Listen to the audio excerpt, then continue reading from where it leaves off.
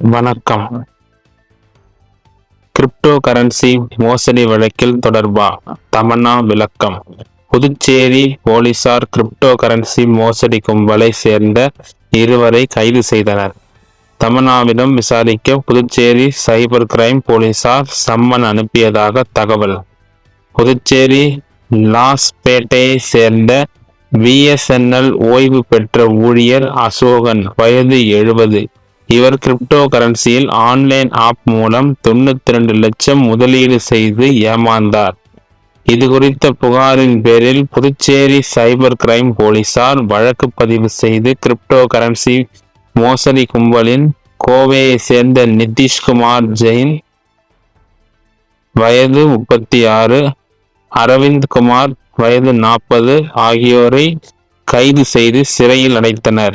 மேலும் இதுபோன்று இந்தியா முழுவதும் பல்வேறு மாநிலங்களை சேர்ந்த ஏராளமானோரிடம் ரூபாய் 50 கோடிக்கு மேல் மோசடி செய்திருப்பது விசாரணையில் தெரிய வந்தது.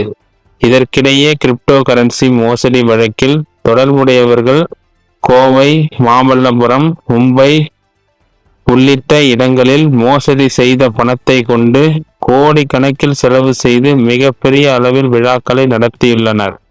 இதில் சினிமா நடிகைகள் தமன்னா, காஜல் அகர்வால் உள்ளிட்ட சில பிரபலங்கள் அழைத்து வந்துள்ளது தெரிய வந்தது. இதற்காக நடிகைகளுக்கு எவ்வளவு சம்பளம் வழங்கப்பட்டது, அந்த பணம் எந்த வங்கி கணக்கில் இருந்து அனுப்பப்பட்டது, அவர்களுக்கும் இந்த மோசடி கும்பலுடன் தொடர்பு உள்ளதா என பல்வேறு சந்தேகங்கள் ஏற்பட்டுள்ளது.